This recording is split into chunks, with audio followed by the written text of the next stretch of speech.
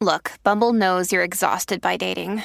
All the must not take yourself too seriously and 6'1" since that matters. And what do I even say other than hey? Well, that's why they're introducing an all-new Bumble with exciting features to make compatibility easier, starting the chat better, and dating safer. They've changed, so you don't have to. Download the new Bumble now. Hey everybody, welcome to the Singletracks podcast. My name is Jeff, and today Matt and I are going to be talking about mountain bike pedals. So there are a couple of main choices when it comes to mountain bike pedals, and we're going to talk about those and how they differ from one another, and sort of talk about the pros and cons of each as well. And then we're also going to give some tips for learning how to ride with clipless pedals and some of the things you can do with flat pedals as well. So let's dive right into it, Matt. So there are really sort of three main pedal types. And the first ones we're going to talk about are flat pedals. What's a flat pedal all about? I mean, flat pedal is just, it's the same type of pedal you would get on your bike if you're starting to ride as a kid. Flat platform, you don't need any special type of shoe. You just hop on and ride. You could be wearing, tuxedo shoes, or you could be wearing 510s and it would still pedal. Or flip-flops or bare feet. That might hurt a little bit. They make those ones for beach cruisers that I've seen that are like completely flat and solid, so there aren't any pins or anything sticking into your foot. Right. Just all comfort. Yeah. But yeah, so let's talk a little bit about that. So the flat pedals that mountain bikers are familiar with, they tend to have pins in them. Describe that for us. I mean, are these spikes? Are they sharp nails sticking up, or what are they really like? I mean, sometimes it feels like there's small nails sticking out of it, but it's never, maybe a little bit more than 1/8 of an inch sometimes. And the pins could be spread out across the pedal. Right. But basically they're for increased traction from the sole of your shoe to the pedal. More pins generally means that your foot's going to stay on the pedal better, which is what you want on a flat pedal and a flat shoe. Yeah, it's going to stay on there better in terms of sliding side to side, but not so much when you need to lift your pedal up, right? It'll just come right off. Yeah, and that can be a tricky one. Find a way to sort of modify your foot position you're riding to, when I was learning to ride with flats, you kind of figure out how to scoop your foot down to bring the pedal up, so you kind of tilt the pedal vertical so that way you can sort of scoop the flat pedal up with the pins. But it's a lot different than clip-ins. Right. And yeah, among the flat pedals, there are a number of differences as well, as with anything in mountain biking. So, you've got the different platform sizes. Right now, the fashionable thing seems to be to have a larger platform to sort of relieve pressure. And there's some other things as well in terms of traction. And then there's a lot of different materials that the pedals can be made from as well. A lot of them are aluminum to keep them pretty lightweight because these pedals tend to be fairly large. But there's also composite pedals. Those pedals you're talking about, on kids' bikes, a lot of times those are going to be plastic or some kind of resin composite. And that's about it. I mean, I guess steel is used as well, but that's probably heavier and not on high quality pedals. Definitely, yeah. So we kind of touched on a few of these things, but what are some of the advantages for mountain biking in terms of flat pedals? I mean, generally they're just easier to learn on. They're less intimidating. It obviously doesn't take an extra skill set to, if you're starting mountain biking, it doesn't add to the things that you have to worry about learning by starting with flat pedals. It's easier to throw your foot down. You don't need any sort of special shoe, although certain shoes are going to work better than others on flat pedals. But it's a lower barrier to entry for when you're starting out. Yeah. And that sort of side-to-side movement, or the limiting of side-to-side movement of your foot, actually makes handling more responsive. So especially, we're going to talk about clipless pedals, but clipless pedals have something that's called float, which is a thing that allows your foot you can rotate your foot a little bit side to side at the heel. And so with a flat pedal and with proper shoes and, these pins in the pedal, you're going to be able to, your foot's going to be locked down. So any movement you put into your foot is going to be translated directly onto the bike. which makes it more responsive. Yep. So we talked about the pros. What are some of the cons, the disadvantages of flat pedals over the other two choices we're going to be talking about? Yeah, so you lose some of that direct input that you would get with a clipless. It's obviously not going to respond the same way. In certain cases, it's better, but for bunny hopping, getting in the air, things like that, it takes more of a learning process to actually learn how to get that rear wheel to come up with a flat pedal. Yeah, a lot of people argue that you're cheating if you're using your clipless pedals to do bunny hops. So, right. But that's not to say that it's not easier. If you got clipless pedals, it's, simple to do a bunny hop, whereas it's going to take more time to learn the proper way to do it with flats. For sure. Yeah, and it's also a lot harder to keep your feet on the pedals. I mean, I think about this if you're on a jump line or something like that and you get into the air and your foot moves a little bit on the landing and you have to set up for that next jump, or you're moving down a rock art and your foot shifts and then you're constantly thinking about how to get the placement back on in time for the next feature or whatever. That can be annoying. Mm-hmm. Yeah, that's one of the issues that I have with flat pedals is just feeling like my feet get bounced off the pedals. And a lot of that does come down to technique. There's the saying that you need to have light hands, heavy feet when you're on the bike. And so I probably don't do a great job of like really keeping my weight on the pedals all the time. And so if I'm heading down like a really rocky or rooty section of trail, my feet tend to get bounced off when I'm on flats versus clipless pedals. Yeah, definitely. Yeah, that's just kind of something you have to figure out and be prepared when you ride flat pedals, is that you're going to be shifting to get back to that proper foot position, a little bit at least. And then you lose that float that you get with a clipless pedal.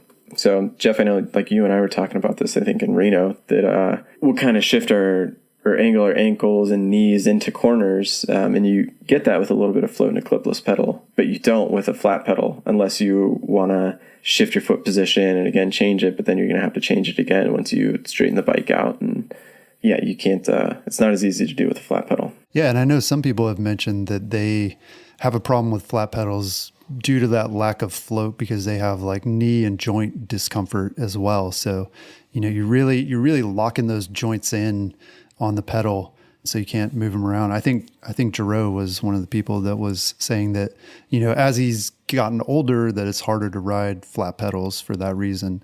But then others have said the opposite. I think James Wilson, when we had him on the podcast, said that in his opinion, it's better to keep those joints in line sort of and not allow them to sort of move around when you're on the bike. So I guess some of that might be personal preference, or who knows, maybe the truth is somewhere probably in the middle there.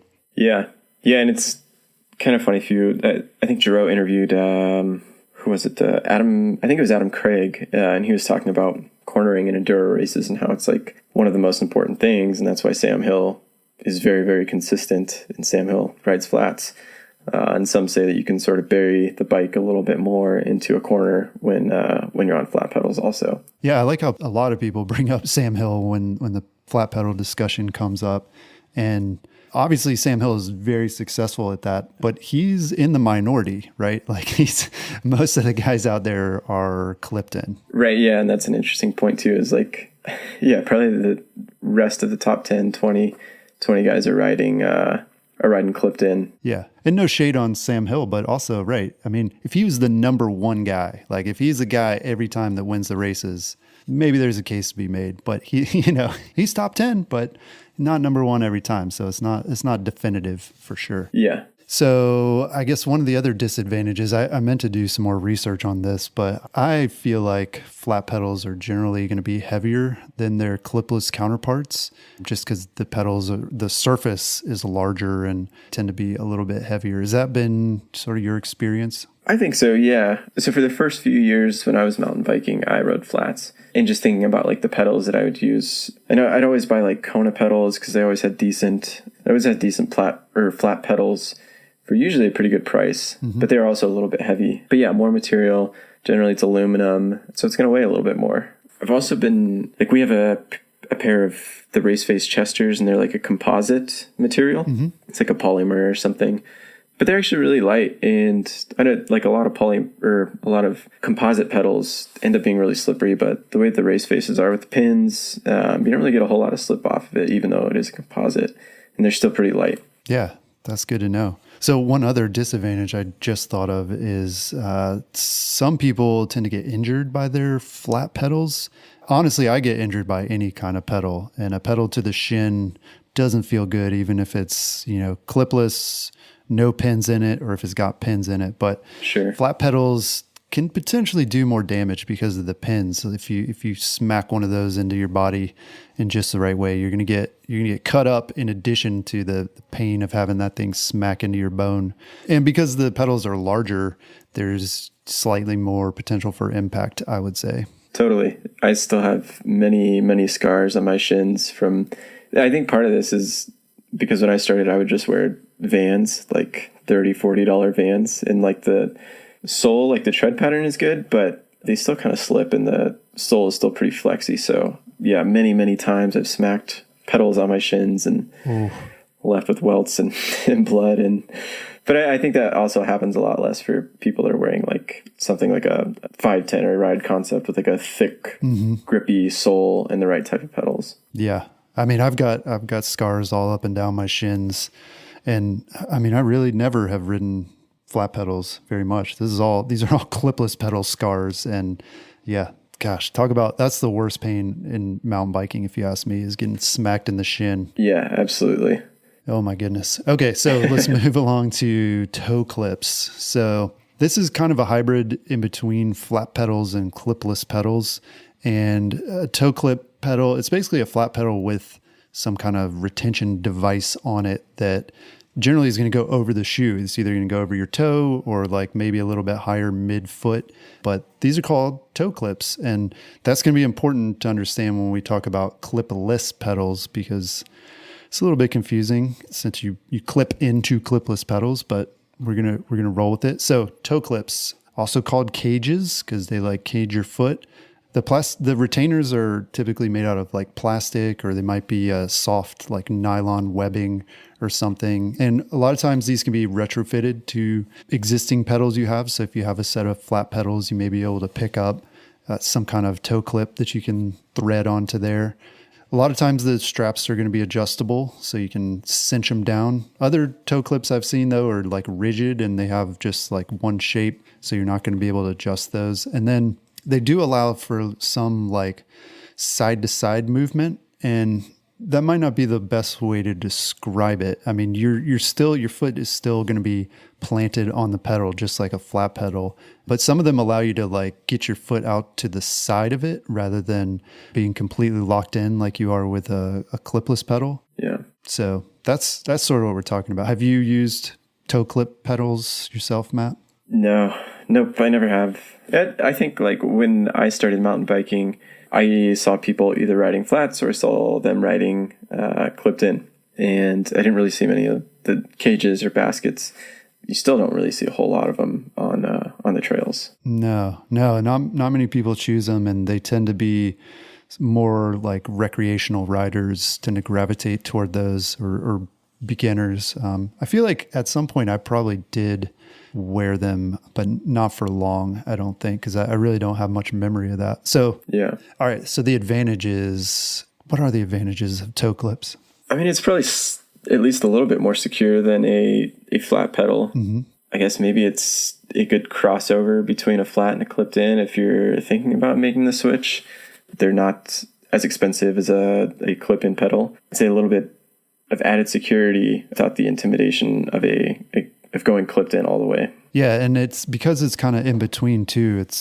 I don't know, I feel like it's a interim step that a lot of people take, and they start out with flats and they're like, I could use a little more retention, in the up-down direction. And so they can retrofit. It's not an expensive upgrade a lot of times, and maybe not quite as intimidating as a clipless pedal is in terms of having you locked in. So there are also a lot of disadvantages to toe clips. First of which, in my mind, is they can be dangerous because the strap or whatever the mechanism is, it like hangs down, and it's generally only on one side of the pedal. So, depending if you're not like in it, you take your feet out of the pedals for a second and then you're trying to get back in, that can be tough because physics, the heavy side, the side with the strap is always going to be the one that like falls down. And so you're always going to have to like flip it over with your foot and try to slide your foot in. So they can be dangerous. They can get snagged on stuff on the trail too. I really try to limit anything to do with straps on my bike or on my person when I'm mountain biking. And what are some of the other advantages or disadvantages you've found, Matt? Yeah, I mean, it's not going to be as comfortable as just, you're always going to, I feel like it would make you even more worried about getting the foot position right. Mm-hmm. Yeah, if I was about to drop in on a descent or something like that, I'd be constantly like flipping around, trying to get the right side, trying to get the foot in, which would be very frustrating. And then I don't think it's a lot, but you're adding a little bit more weight on top of it also. Yeah. So toe clips, not a lot of mountain bikers choose them. That's not to say they can't be used for mountain biking, and they do serve a purpose for some people, but yeah, not a super big choice among a lot of people. So finally, we'll talk about clipless pedals. And, you know, if you've ever wondered, like, why are they called clipless? Because you got to clip in. It's because they're designed sort of in response to toe clips. You know, toe clips, I believe we did research on this a couple years back, but I believe what we found was that toe clips, first they were flat pedals, and then somebody was like, hey, it would be great if I could, you know, have a little more secure connection. So they invented the toe clips. And then somebody even smarter said, let's make a whole system where everything like clips in. So the reason it's called clipless was because this was supposed to be, it was eliminating the toe clip or the cage, if you will. So there are different standards on the market today. The biggest one is probably Shimano. There's a lot of Shimano and Shimano compatible cleats on the market, and we'll talk about what cleats are. But then you've got Crank Brothers and Time, and some of these pedals, they don't work with others. The key is to get a shoe, and this is confusing too, is to get a shoe that's SPD compatible.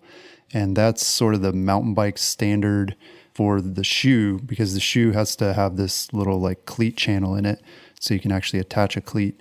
But it's confusing because SPD is also what Shimano's cleat standard is known as. So there's an SPD shoe, which will work with Shimano, Crank Brothers, Time, any of those. But then there's an SPD cleat that will only work with Shimano compatible pedals. Did I get that right? Yeah, that sounds right to me. Yeah. Because then you'd have to, if you're getting Crank Brothers pedals, you need Crank Brothers cleats. Right. And they look the same. Like if you held them in your hand, you would be like, oh, these are the same, but they're not at all. And I've got friends too who are like very particular, like, oh, don't get on my bike. You don't have the right cleats, because it can damage the pedals, you know, stretch them out the wrong way or whatever. And the other thing, I guess this will probably show my ignorance here about road biking, but I think road bike shoes a lot of times have a different standard that's not SPD. Is it like 3 slots or like something's different? Absolutely different. Yeah. Because the cleat's like plastic. It's like this big plastic thing on your shoe, and it's all weird and crazy. Yeah. But the upshot is you don't have to use like road specific pedals on your road bike. You know, the cranks have the same thread diameter and everything. So I run mountain bike pedals on my road bike, so that I don't have to have like... Yeah, I've done that before too.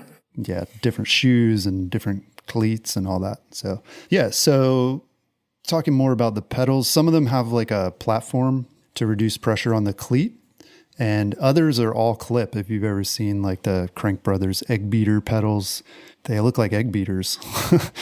You're just looking at the cleat. There's like nothing else to it. It's really minimalist looking. And yeah, so that's the cleat, or sorry, the clip. And then some of the pedals have adjustable tension.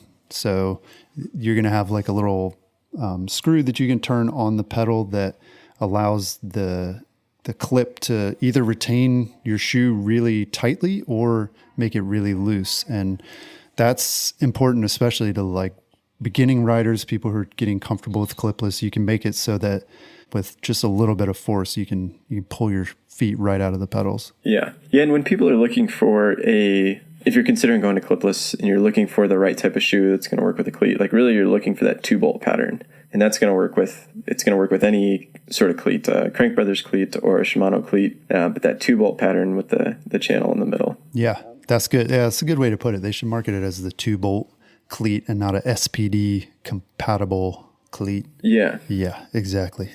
So, yeah, again, we've covered this when we talked about sort of the disadvantages of the other two pedal types. But yeah, Matt, what are some of the advantages of clipless pedals? Well, you get more of that connection. I mean, you're really you're connected to your bike, so the response is a lot different. Again, bringing that back wheel up gets easier. So if you know how to bunny hop on flat pedals and you come over to a clipped in platform and your bunny hops are going to be even better. There's still a little bit of debate on if, I think this is why a lot of people wonder if they should transfer over to clipless eventually, is they hear that, they're going to be more efficient than flat pedals because you can sort of pull up on the upstroke, but there's still debate about whether they're actually more efficient than a flat pedal or not. Yeah, and it's weird because I know there have been plenty of studies on this as well. People have gone into a lab and have tried to see what this does. And I'm not sure. I mean, I haven't read all of the reports or anything, but clearly there is debate. And some people say there is an advantage. Some people say there isn't. James Wilson, who we had on our podcast, is a firm believer that there really isn't any advantage. My guess is that part of it has to do with your individual pedal stroke. We all have a different pedal stroke. And so maybe some people do pull up. I don't know if that's right or wrong, but that might be an advantage to them. So potentially there could be some help with your pedal stroke efficiency. Yeah. Yeah. One of the things for me is the consistent attachment and release mechanism. So when your foot is in the pedal and is secure versus when it's not. And what that does for you too is it makes your foot placement consistent. So that's one of the things I struggle with on flat pedals is, I'll take my foot off, in a corner or whatever, for whatever reason, and then trying to get my foot back on the pedal in the same spot and the right spot can be a challenge because there's nothing to sort of feel. I mean, I guess you can feel it, but you don't get that click in assurance that you're in exactly the same spot you were in before. Yeah. It might take a second, maybe a second more just to really if I'm on flat pedals, I always kind of feel for that feeling that the ball of my foot is really close to the pedal spindle. Mm-hmm. But I mean, sometimes it's just you can't get it and it takes maybe an extra second or maybe 2 seconds at most to really get it at where you want it. Whereas once you learn that muscle memory of getting your foot in a clipped in pedal, it's just click and it's in. Yeah. And, if you ever go for a bike fit too, the bike fitter will often, that's one of the things they'll work on with you is getting your cleat in exactly the right spot in your shoe. And once you do that, you crank it down and it's screwed in there. It's not going to move. And so every single time you get on the bike, you're going to have your foot in the right position, which can have advantages in terms of your efficiency, but also your comfort as well. So a lot of people like clipless pedals for that reason. And then we mentioned it, float, the ability for your heel basically to move around, rotating with the cleat itself being the pivot point. That can help with joint issues for some people. What's interesting too to know is that a lot of pedals and or cleats are going to have different amounts of float. So float is the amount you can twist your foot before it actually disengages from the clip. Yeah. And so some people like a little bit, some people like a little bit more. I'm sure there are zero float clips as well where you can set it up so, as soon as you twist your foot even just a little, it's going to pop right out. Yeah, I know that's an option when you buy Crank Brothers cleats, is they come in different float release patterns. And I think you can buy 0 degree cleats from Crank Brothers. I think they're 15 degrees. So it's a solid twist and then they're out. Wow. Yeah. The Crank Brothers too, as I recall, some of them, I feel like you can turn it around. You just flip the cleat 180 degrees and it's a different amount. Yeah. So something to know about, and you can play around with that as well. If you're wow, I really have to turn my foot a long way before it comes out. Yeah. Could be your float setting. So let's talk about some of the disadvantages now. I mean, the number one, I think on most people's minds, especially if they haven't ridden with clipless pedals, is they're scared they're not going to be able to get their feet out of the pedals quickly enough. And get scorpioned. Yeah. Right. So yeah, there's definitely a learning curve to it. It's not as intuitive as just oh, I need to get my foot out of the pedal, just lift my foot up. You do have to build some muscle memory, and it does take a little bit of extra thinking. So for that reason, there is a learning curve. What else, Matt? I mean, I know that was a big one for me. Like, I ended up switching to clips after I bought a new bike a few years ago. And so I was like, all right, well, this is a good time for me to just buy the equipment that goes with it, and needed shoes anyway. And it threw me off for like a long time, just probably like weeks before I was really comfortable with clipping in and out. But then I think I crashed on one of my first times out, like riding clipped in. I went over like some slippery routes or whatever, and went over, and the pedals and cleats like disengage quicker than you would think, even if you're not thinking about it in a crash. Like, you come unattached way more often than you actually stay attached in. So I've never had a bad problem with like getting hit in the back of my skull with my rear wheel because I couldn't get unclipped or anything like that. Yeah. And I've actually been noticing that recently. I've been thinking about this idea because surprisingly, I've talked to a number of people just recently trying to do a story about just going over the basics of how to learn to ride with clipless pedals. And I've been surprised that some people I've talked to who I thought were pretty experienced and, wouldn't really be afraid to try clipless. They hadn't, because of that reason, that they really just, everybody's telling them like there's a lot of advantages and they understand that, but the hang up seems to be just, what do I do? Like, that's scary to think like I'm attached to the bike. And I've noticed on my rides recently, I've been riding in some kind of wet, dicey conditions here in the winter, and you'd be riding along on like a leafy trail, and all of a sudden like your rear wheel just slip out from behind you on a rock or a root that you can't see. And every single time, that happens instantly. And then my foot is like on the ground, and I think, how did I do that? Like, right. I don't remember consciously thinking like, oh shoot, like twist your foot. Like it just happens. And I think that's how you that's the goal, is to eventually get there where you can do that without thinking. And you can do it as quickly as you need to, at least in my experience. Yeah, it becomes muscle memory pretty quickly. And I had the same thing when I went to Moab, I think it was like a month and a half ago. We did a Mag 7 and there's some ice on top, and I was using those brand new Shimano pedals, Shimano shoes, and Shimano cleats. So still very stiff and not rounded off or anything. And I hit a patch of ice, and still, like, I definitely would have gone down, but even quicker than I had consciously thought about it. My foot was on the ground, and kind of stomped out and brought myself back up. So yep. And some of the times I think getting to the point of like being able to adjust the tension on them, again, I think about it, I'm like, wait, how did I do that? I don't remember twisting my foot. And I think in some instances, if you jerk your foot hard enough, you can pull right out, like going straight up too. So yeah, who knows? It's all a mystery. There's definitely still probably 1 or 2 times a year, and I feel like it's always on a climb where I need to like stop or make a corner or something like that where I can't get out and I just fall over. Yeah. Yep. Yeah. It can be really awkward in certain situations. Yeah. Like you said, especially in climbs, seems to be where I get tripped up the most too. Yeah. Because the pedals are more complex, right? They've got like these springs and different clipping mechanisms. They're often a little more expensive than a flat pedal. Yeah. You can spend $400 on a pair of clipless pedals if you really want to. And I don't think there are flat pedals that are that expensive. Yeah, it's definitely, I guess it's another intimidating aspect of it. Is like, okay, now you have to do all this research and find out what pedals do I need? What shoes do I need? What cleats do I need? Yeah. And generally just, clipless pedals are going to be more expensive than a flat pedal. Yeah. Yeah. And they're going to be more complicated too. When you open up that box, it's not just a pedal. It's going to have the cleats and bolts, and sometimes there's like little plastic thingies that you put down to protect your shoe. And so, yeah, it is a learning curve and more complicated. And because of that, there's more stuff that can go wrong as well. A lot of mountain bikers tend to stay away from stuff that's potentially going to cause problems out on the trail. And I know I've certainly had issues with like losing a bolt out of a cleat during a ride and basically not being able to get my foot off the pedal. Because you go to like twist your foot like you would to unclip, and it just keeps going around and around because there's it's only one screw.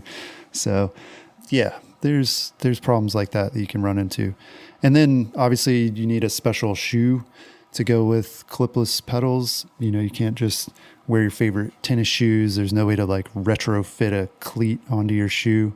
Although I've always wanted to do that. I used to like wearing the Chuck Taylor's Converse shoes. And I was always like, oh man, that would be so dope if I could get a cleat to put on that, but it's not going to work. Yeah. So which pedal is best for mountain biking, Matt? What do you think? It definitely comes down to preference in the end. I think everybody, if they have the ability, should try both just to see. I mean, clipless can be intimidating sometimes, but what about mountain biking isn't intimidating a lot of the times? Mm-hmm. Yeah. For me, I found, like, I started riding flats. I rode flats when I was a kid and BMX'd and could bunny hop and, you know, all that. So that's how I started mountain biking. And I think the skills you can learn from riding flat pedals are important to have in your longevity as a mountain biker, because you just learn bike handling skills that you won't get with riding clipless. Mm-hmm. I feel like it's a better place for beginners to start and to learn those kind of skills and then eventually take them over to clipless, because I think, for me at least, obviously I'm not going to speak for everyone, I enjoy the advantages of clipless more than I do flat pedals. Yeah, it seems to depend on the type of riding you're doing as well. I mean, you look at like cross-country racers, you know, that cross-country racing is solidly clipless pedal territory. And again, I don't know if that has to do with efficiency or pedal stroke or any of that, but that just seems to be what people are preferring at that level and that type of riding. And then if you go to the other extreme, you look at gravity riding, that's where you're going to tend to see more of the flat pedals. Again, not necessarily like at the race level, but if you look at like the recreational riders, you know, the people at the bike park on the weekend, like a lot of them are going to be wearing flat pedals, much more so than trail riders or XC riders. So I think it depends on your type of bike too. Maybe a lot of people, if they have a gravity bike in their shed, that one's going to have flats, and then their like more pedally bikes are going to have clipless pedals on them. Yeah. And even at the World Cup downhill level, though, you still see it. I don't know, probably the majority of people wearing clipless also. They're the Meteor platform, like a Saint with an SPD pedal, so something still thick, something with a lot of weight and a lot of platform that's going to hold your shoe where it wants, but also then a clipless mechanism to where it's not going to move around at all either. Yeah, it makes sense. I mean, where if your foot gets knocked off the pedal, that can mean, you know, precious time in a competition like that. Yeah. But I wonder the opposite. I mean, why do you think so many people who are not racing, who are just recreationally riding downhill or maybe even enduro, like why do they like to have a flat pedal? Is it because they're putting their foot down more and they want to just have that like flexibility, or what do you think it is? That's a good question. I think there's almost a certain culture on pedal platforms also. Mm-hmm. I feel like when I started and I was riding flat pedals, I got a lot of weird looks from people who were like clipped in. They're like, what is this dude doing? He's wearing these like Vans and flat pedals and everything. And I feel like for a while, flat pedals, or the popularity of them, wasn't there. And it started to come back. There's better flat pedal shoes out there. There's more options. I think it just kind of like aligns with that gravity culture a little bit more. Yeah, that makes sense. And we should mention too, I mean, we've kind of talked about the variety of designs in clipless pedals, but you know, there are like full on flat pedal size pedals that have clips in the middle of them. And that's, I think, kind of what you're alluding to, like the Saints from Shimano. Yeah. Some of the ones that people are choosing to run. So people can like look cool and it like fits in with the gravity culture, but at the same time, like you have the benefit of a clip and you have that added platform so that like not all of the weight from your body, like through your feet, is not all concentrated on one little point. Like these pedals will spread it out more over the platform, so it's a little more comfortable too. Yeah, and I think for a while there weren't many like cool looking clipless shoes. Like they all kind of looked very XC oriented, and they were something that like gravity oriented riders wouldn't wear. Right. Yeah, that's a good point. Yeah, we are seeing a lot more of that, a lot more choices, so that you can You can rock clipless pedals and still look cool. Yeah. So we're talking about shoes. So let's dive into that a little bit. Like, how are mountain bike shoes related to pedal choice and performance? We keep referencing 510s, and there's definitely other options out there now, like Giro and Ride Concepts, and I think there's another brand that just launched as well. Yeah. But specifically 510, because they've been around, they've been doing it for so long. They always had that stealth pattern, kind of like the signature dot pattern. It was a thick sole, it was stiff, and the stiffer the sole, the better pedaling efficiency you're going to get, because you don't waste energy in this like floppy sole like a pair of Vans would. Yeah, and I mean the shoes have to be stiff. I mean, whether we're talking about a flat pedal shoe or a clipless shoe, they need to be stiff to sort of transfer the power. I mean, you don't want to like step down on your pedal and feel your foot just like fold over it. You want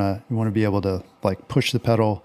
And this is especially important. This is why my Chuck Taylor clipless shoe would never work, is because if it's not stiff, if you don't have like a really stiff sole around a pedal cleat, as soon as you try to like twist that to release it, like the sole itself is going to bend and twist, and it's not going to actually let you unclip. So those shoes, clipless pedal shoes, tend to be much stiffer on and off the bike. So they're often not as easy to walk around in, that's a reason people make the choice as well. If they're forced to a certain type of shoe that's not comfortable for them, then that can dictate their pedal choice as well. Yeah, totally.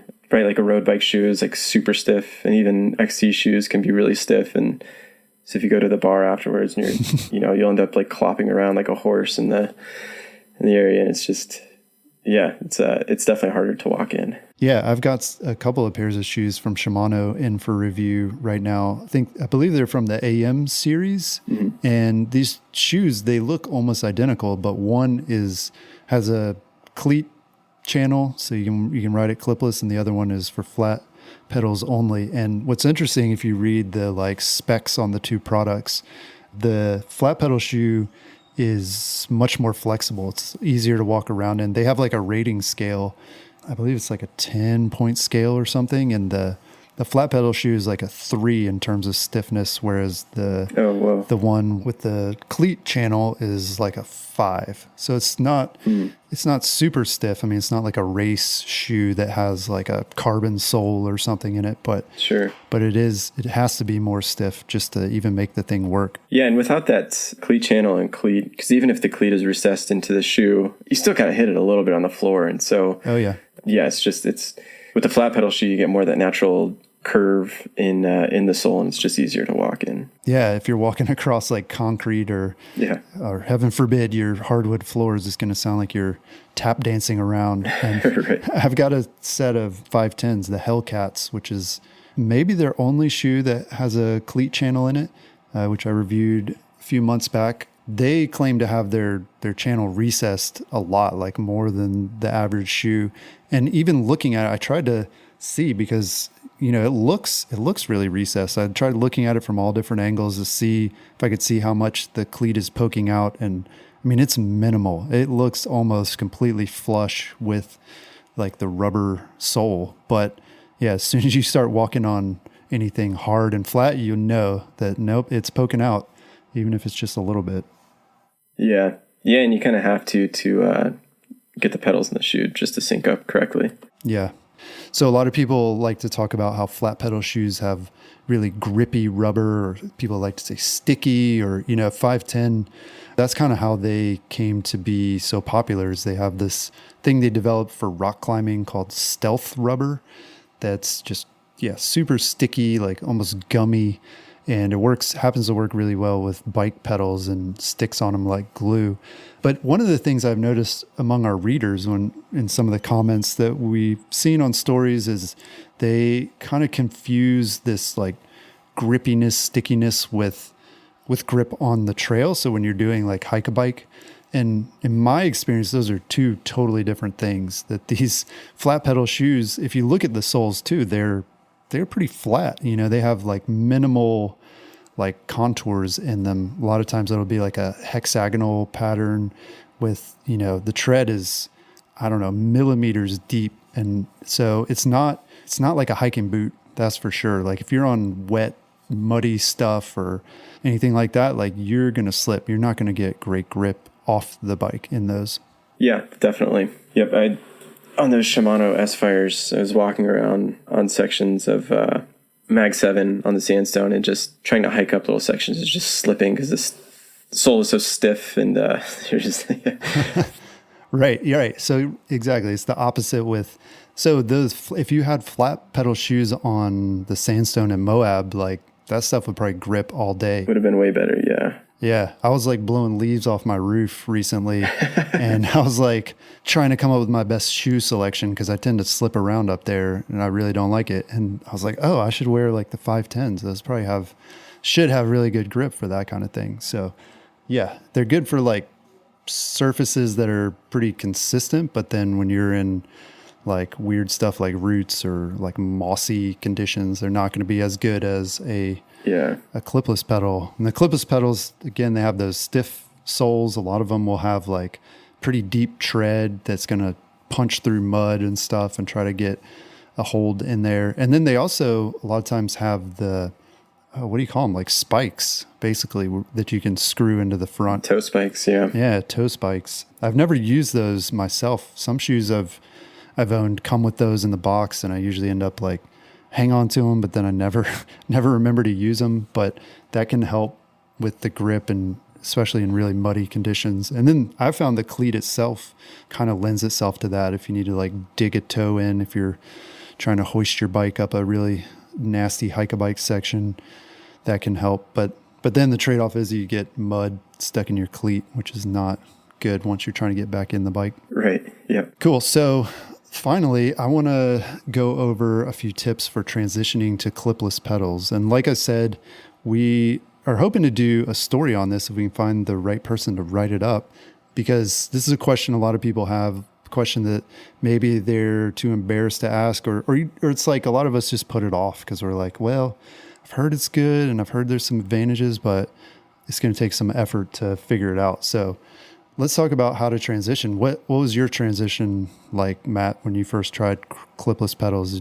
Was it scary, or did it take a long time, or what happened? So a week or two ahead of like buying my new bike, right? And this is like when I was planning to transition from flats to clipless.